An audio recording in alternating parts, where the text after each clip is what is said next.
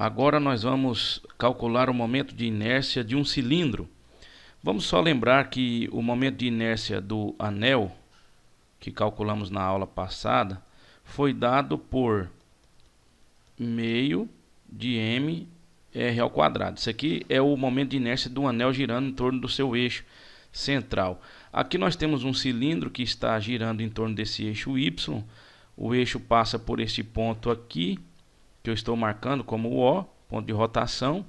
E nós podemos imaginar também esse cilindro aqui como uma superposição de anéis infinitesimais que vão desde essa parte aqui até a parte superior do cilindro, completando o cilindro. Esse pensamento fica para nós como uma estratégia de resolução desse problema. Vamos imaginar então que aqui eu tenho um cilindro tão pequenininho que eu posso dizer que ele é um anel, né? Um anel infinitesimal, e o momento de inércia desse anelzinho que está aqui acentuado seria um momento infinitesimal, né? Isso vai ser igual a meio de dm vezes r quadrado, porque essa expressão ela está conectada à expressão do anel, porque esse elementozinho aqui é um anel infinitesimal, então o momento de inércia dele é também baseado nessa expressão do anel. Bom, agora nós precisamos identificar quem é este dm, esta massa aqui do anel infinitesimal. Vale lembrar que nós estamos tratando aqui agora de um volume. Então nós vamos precisar lembrar do conceito de densidade volumétrica de massa. O que seria densidade volumétrica de massa? Ela é dada pela letra ρ e significa massa dividido pelo volume. Então ela também pode ser um dm dividido pelo um dv. O que seria esse dm? É a massa desse anel infinitesimal. O que seria esse dv? É o volume desse anel infinitesimal, considerando então essa espessura dy que está aqui na nossa figura. Nós poderíamos então dizer que o dm vai ser igual a ρ dv, correto? Aonde esse ρ é m sobre v, como nós já mostramos na expressão anterior, multiplicado por dv. Quem é esse dv? O dv é o volume infinitesimal desse anelzinho aqui, que é como se fosse um cilindro muito pequeno. Então é a área da base vezes a altura. A área da base dessa circunferência é πr quadrado e a altura é o próprio dy. Então nós vamos colocar o volume dv como πr quadrado vezes dy. Agora, quem seria o volume V? É o volume total desse cilindro. Então nós podemos dizer que dm é igual a m sobre o volume total do cilindro, é a área da base dele, que é πr quadrado, vezes a altura do cilindro. A altura dele é esse h, então multiplicado por h, vezes πr quadrado vezes o dy. É lógico que nós podemos eliminar πr quadrado, a expressão do dm vai ficar como sendo m sobre h, que multiplica por dy. Essa aqui é a nossa massa infinitesimal do nosso anelzinho, que é um cilindro muito pequeno. Agora, para calcularmos o momento de inércia total, basta nós integrarmos o momento de inércia infinitesimal desse anelzinho, que vai desde 0 até o y lá em cima, não é isso? Que é o h. Vamos colocar aqui então. Bom, aqui eu tenho a integral de dy, que é meio de dm. Olha só, o dy está aqui. dm é m sobre h vezes dy. Então, m sobre h dy, que multiplica por r quadrado. Está aqui na expressão. Então, vamos colocar aqui r quadrado.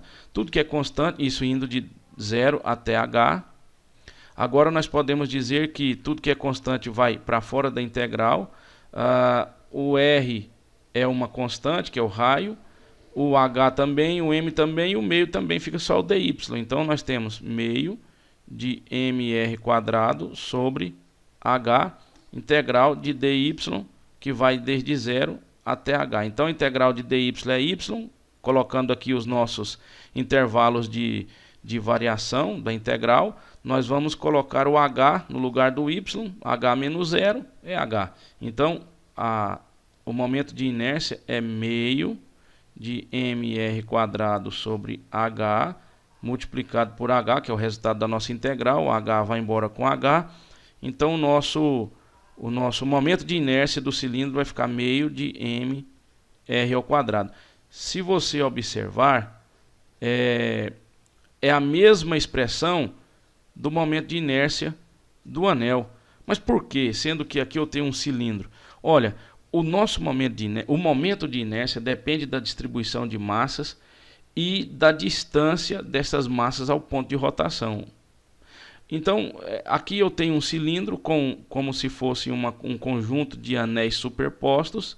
Então, o nosso momento de inércia ele vai ser o mesmo, porque o que diferencia um cilindro, vamos colocar aqui, um cilindro de um anel como aquele que nós calculamos na aula passada, é simplesmente essa dimensão aqui, ó, a espessura desse anel.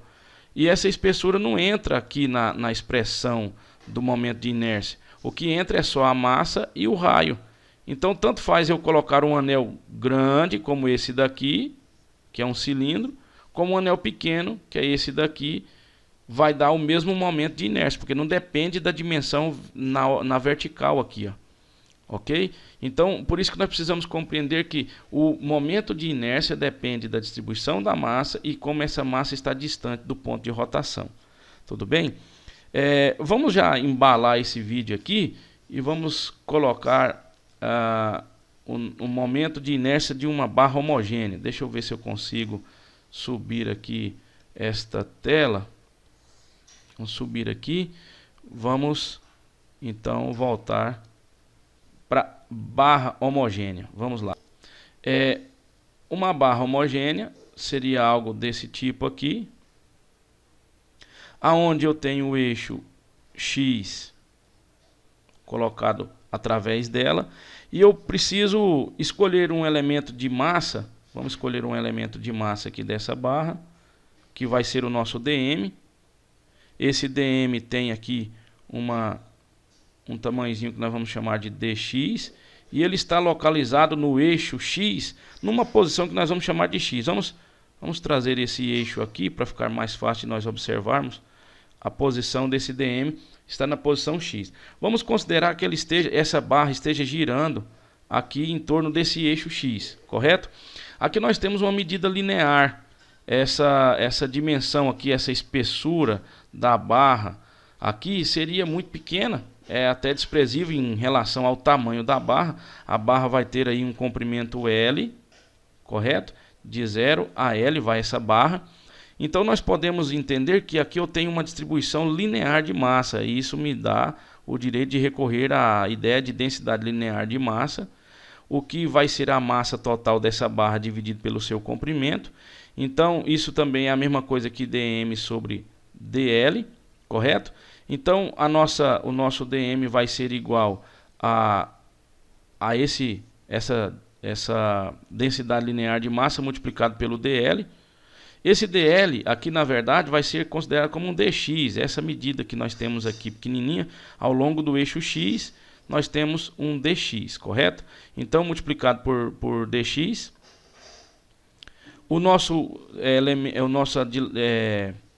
a nossa densidade linear aqui é m sobre L. Então, dm é igual a m sobre L multiplicado por dx. Isso aqui é o nosso elemento de massa, né?